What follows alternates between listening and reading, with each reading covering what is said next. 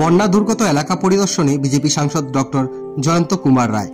মঙ্গলবার বিকেলে ময়নাগুড়ি ব্লকের আমগুড়ি গ্রাম পঞ্চায়েতের তারার বাড়ি এলাকায় আসেন সাংসদ। এদিন জলঢাকার বাঁধ ভেঙে বন্যা বিধ্বস্ত এলাকা পরিদর্শন করার পাশাপাশি কিছু পরিমাণ ত্রাণ সামগ্রী বিতরণ করেন সাংসদ জয়ন্ত কুমার রায়। এদিন তিনি বলেন, বন্যা বিধ্বস্ত এলাকার ক্ষতিগ্রস্ত পরিবারগুলিকে সরকারিভাবে তাদের পুনর্বাসনের কাজ কতটা এগোচ্ছে তা খতিয়ে দেখতেই আজ এলাকায় আসা। এদিন তার সাথে উপস্থিত ছিলেন বিজেপির জেলা সভাপতি শ্যামল রায়, জেলা নেতৃত্ব চঞ্চল সরকার সহ অন্যান্যরা।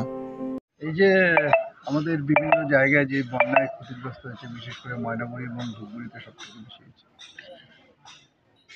সেই জায়গাগুলোতে প্রথমে আসছিলাম, আবার রিপিটেডলি দেখে গেলাম যে ঠিকমতো সব কিছু ব্যবস্থা, কোথাও ঘাটতি আছে কি না, কেউ পাচ্ছে কি পাচ্ছে না, কোথাও কোনো অসুবিধা হচ্ছে কি না, চিকিৎসায় কি হচ্ছে না হচ্ছে একটু দেখা এই মানুষগুলোর পাশে থাকা।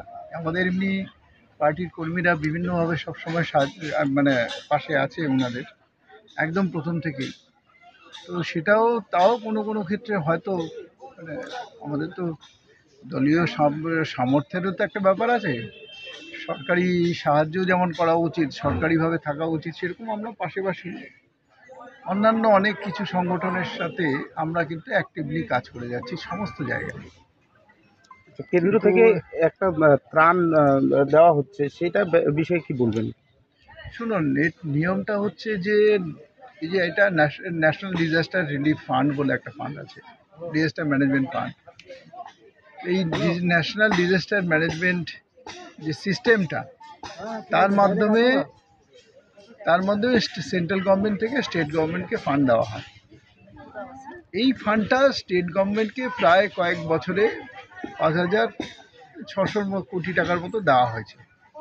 সেগুলো দিয়ে বিভিন্ন রকম যে ডিজাস্টারগুলো যেগুলো হয়, এখন অবশ্য ক্যালামিটি বলা হয়, এই বিভিন্ন রকম ক্যালামিটি যেগুলো হয়, ন্যাচারাল ক্যালামিটি, সেগুলোর ক্ষেত্রে সেই খরচটা করা হয়।